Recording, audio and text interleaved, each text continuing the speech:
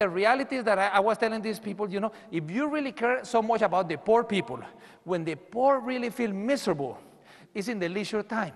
You know, when people are working, whether the minimum wage person cleaning the floors or the president of the bank, they have pretty much the same time, you know. The president of the bank these days might have even more anxiety. But when the free time, the president of the bank has restaurants and theaters and cottages and trips and so on. The poor people don't have any options. So then improving the use of the leisure time, improving improving quality of life. So this is why it's so important to improve the parks and the open spaces. And these are some of the images of what we did in this park that is 360 hectares in the middle of the city. And we created the summer festival, bringing activities that usually don't take place in the parks, in the public places. And it's making multi-use, you know, the velodrome, but also having skating and other kinds of facilities. Also partnering with others. You know, here we're going to do a parking lot. The Commissioner on Education needed to do a library. So we said, why don't you do the library with an underground parking? So we ended up with a beautiful library and an underground parking, and the community got the 2-in-1. So these are the kind of things, you know, and it's uses and activities, bringing kite flyers and getting people, you know, linear parks. This is another kind of park that we do a lot. I love linear parks because you connect high income and low income. You connect commercial and residential. For example, this is a park that goes 21 kilometers across the city, starts in a very wealthy area where there's a lot of flower shops and stores and always separating cyclists and pedestrians. And then this is where it ended. This is before and this is after in one of the poorest areas of the city. So it's interconnecting. Once again, making the connection of some of the poorest with some of the wealthiest in the city. And it's interesting. But then let me turn to a third topic. You know, the role of the streets. What is the role of the streets in the city? You know, because the reality is that when we take a look at cities from the air, the streets are probably the biggest public space in any city. And nevertheless, sometimes we think they're just for moving cars, you know. We gotta think, are we building roads, especially when the cities are growing and we're building new areas of the cities, are we building streets for cars or streets for people? You know, do we wanna have 4-story parking lots that work like a vacuum that sucks the life out of the city? Or we put commercial in the first floor and then parking in the second, third, and fourth? Would we wanna live in a place where the streets look at car storage, or do we prefer to have a place where the streets help create community? You know, these places turn in parking into wonderful people places. You know, at some point, you know, even in Denmark in the 1970s, the cars were taken over and they paved over a river. What makes more economic vibrancy? This, or 10 years ago, they remembered that there was a river that was going underground. They brought it out. And look at this beautiful linear park that they built. So this is what we're talking about.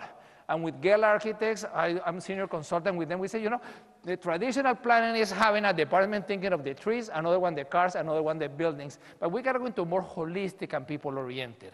And then, so thinking about the streets, I'm going to tell you something that could be done in any city around the world. That is a 7-hour-a-week park. This is a paved park. When I became commissioner, what is the ciclovia? The ciclovia is that on Sundays, we take the cars out, we open the streets to the people, and we close them to the cars in some of the main streets of the city. We use the existing infrastructure. In a moment of economic crisis, this is perfect because you don't have to build arenas or gymnasiums. You use the existing infrastructure. You know, when I became commissioner in 95, we had 13 kilometers. Now we have 121 kilometers. And we get 1.5 million people coming out every Sunday of the year to walk and bike and skate, rich and poor, young and old, all kinds of people that enjoy watching other people. And it's not only about walking or cycling along the road. The parks are interconnected, and in the parks we have aerobics, and in the parks we have all kinds of other activities so that people can actually participate and engage. And it's something that is really, really wonderful, and it's not very expensive. It can be done anywhere. And actually, in the last 2 years, cities like New York set something up. We provided them the advice. They did a wonderful on Park Avenue. Portland has also a wonderful, also within the last 2 years. Mexico City, Mexico has one of the ways to combat, you know, Madison, Wisconsin. Even places like Paris. In Paris, they had the wonderful Paris Plage, but now they got every Sunday of the year, they're doing this in some of the roads. Winnipeg, even they got their winter ciclovia. So these are some of the things that we gotta become innovative to be more sustainable in a moment of economic crisis. And actually, with the World Health Organization, this Sunday was celebrated 1,000 lives, 1,000 cities to create similar programs all around the world. And actually, 1,392 cities committed themselves and celebrated the World Health Day this Sunday, including here in Melbourne. And as part of that, 3 weeks ago, we did an international seminar in Guadalajara, where Guadalajara has a wonderful ciclovia, and we brought people from Atlanta, Miami, Washington, Portland, Vancouver, so many other cities, because this is something that works in big cities, in small cities, in rich and poor, and so on. And it's wonderful, and it's a way to link so that people also don't just go to the park that they always go every week, but all of a sudden they open the streets to the people, and they walk or bike to a different park, and they use other parks, and it's something very, very good. I'm talking about also building alliances, but in the process of building alliances with the environmental people and public health and economic and the business community and so on, we gotta also maintain the message, the core message.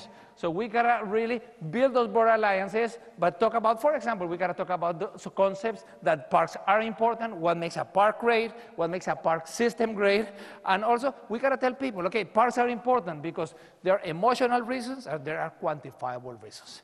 The emotional ones are similar, so to provide happiness. I know happiness is hard to define and almost impossible to measure, but nevertheless, it's our goal in life. They strengthen communities. When we go to the small neighborhood park, that's where we meet the parents of our of the friends of our kids. They improve safety. They also are wonderful equalizers. You go to a park, some people have an original Nike, some people have a fake Nike. Both have as much fun. But there are also quantifiable reasons. They increase the property value, they are good for tourism and economic activity, they improve the health, and they also improve the environment. And then, but what makes a park great? Also, we gotta remember people in the process, and I'm just gonna go very fast because I know that all of you are really into this issue of parks, so I'm gonna jump into the other one. One, we gotta have sufficient resources. You know, there is no magic. Here, there are no magicians. So we need financial, we need human, and we need physical resources. We need safety. Safety in the parks, and the best thing for safety in the parks is to have people. When they are empty, then you need a lot of police. When they are well used, then they are very, very safe. We need them to have a good fit with the city system. We also need good management. Management is very, very important. I think successful parks, maybe a third of it is design and construction. 2/3 is management. And management is not just picking up the garbage. No, that's maybe 20% of it is picking up the garbage and security and so on. It's the community engagement, is getting the community, the neighbors, the universities, making links with the hospitals, with the boards of education and so on. Uses and activity are so important. You go to the parks, for example, this one in Chicago, in one photo, you got people doing 10 different things, walking and cycling and skating and playing chess and reading and doing all. So uses and activities is very, very important in order to have success. But when people ask you, you know, what's a great park? What's the best park in Melbourne? I don't think there is one best park, but it's a park system, because we need small and medium and large and so on. For example, a park systems. We need to have a shared vision. You know, in our city, what is the shared vision of the park system? Second, we need to work on the management. The management is very, very important. Leadership. Nothing happens without leadership. We need hundreds of leaders all over the place. We need community engagement. We need to go out and get the community to participate before, during, and after when we do the parks. We need sufficient land. But land is not only land, but it's also land well distributed. For example, in LA, I have an MBA from Los Angeles, so I know the city pretty well. They have a lot of parkland, but all of it is in one side of the city. And as we can see, 2 out of every 3 kids in LA do not have access to a park within walking distance. So it's not just having a lot of land, but it's having it very, very well distributed. We need quantity and quality. We need active and passive and contemplative uses. We need good access geographically, physical, and financial. So, and we need to have stable funding. You know, it's wonderful to get private sector money. It's wonderful to get donations. It's wonderful to get concessions, but we need tax dollars. You know, the politicians gotta be aware that this is a general interest, and we gotta make the case for it.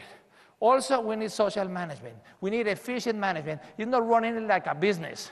9 out of 10 new businesses go broke, so it's not running parks like a business. It's running parks in an efficient way, as something that is for the public sector and for the benefit of all the population. And we're gonna have benefits that go beyond the parks. So whenever all of a sudden we gotta take away some houses and build a park, we are gonna redevelop the zone, so the benefits have to go beyond. And the last one is, the parks, it's a process of continuous improvement.